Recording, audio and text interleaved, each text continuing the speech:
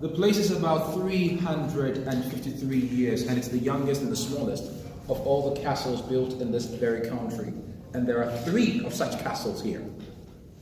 There is one built just about 10 kilometers away from here called St. George's Castle or Elmina Castle. And it was built by the Portuguese 1482. 536 years. Only that Elmina Castle was never built as a slave castle. So there was nothing like a dungeon built in it.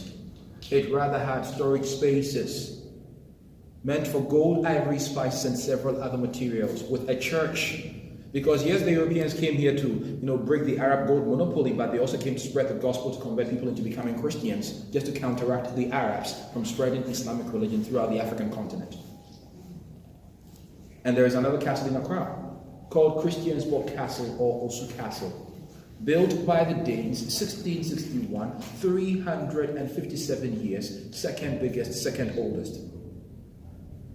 But amongst them all, if you are looking to visit the biggest slave castle in the whole of West Africa, that is where you are right this minute. It's Cape Coast Castle.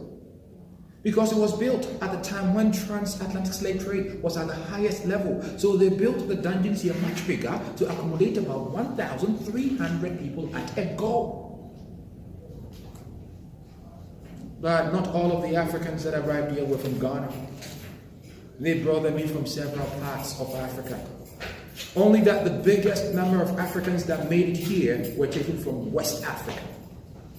So from several West African nations, they had to walk barefooted in shackles and chains or tied up all the way down here. And as they moved them, there were people that were found really sick and weak, so weak that they couldn't keep up with the group, so they had to be abandoned in the middle of nowhere. They always continued down here with the strong ones.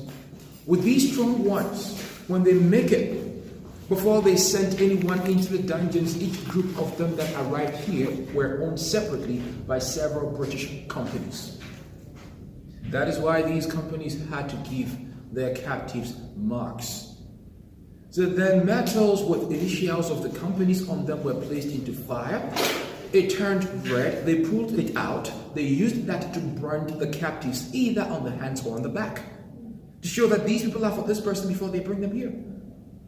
And in the dungeons, they spent at least 2 weeks or 3 months waiting for the arrival of the slave ships, doing almost everything here. And I used the word almost because they sometimes took them out there to eat and to work, just to exercise themselves. But most of everything was done in the dungeon. Why transatlantic slave trade?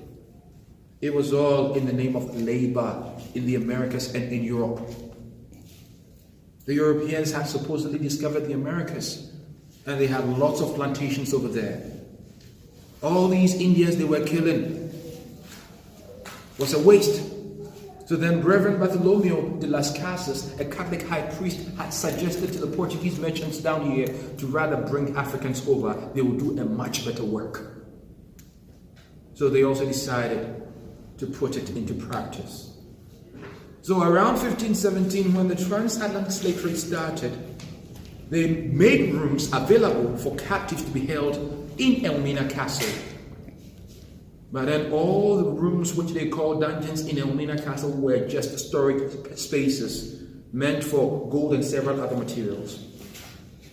But know that the Portuguese did the transatlantic slave trade for more than a century before other European nations decided to go to Africa and do the same. But then there came a time the Europeans had to send Africans to the Americas, and that was around 1600s, which means when they started, they were never sending Africans to the Americas. They were rather taking them to Europe. They tried and tested them in Europe before sending them to the Americas in the first place. Wonderful guest, starting from the first room all the way down to the other side, there were 1,000 African men that had to stay here. At least 700.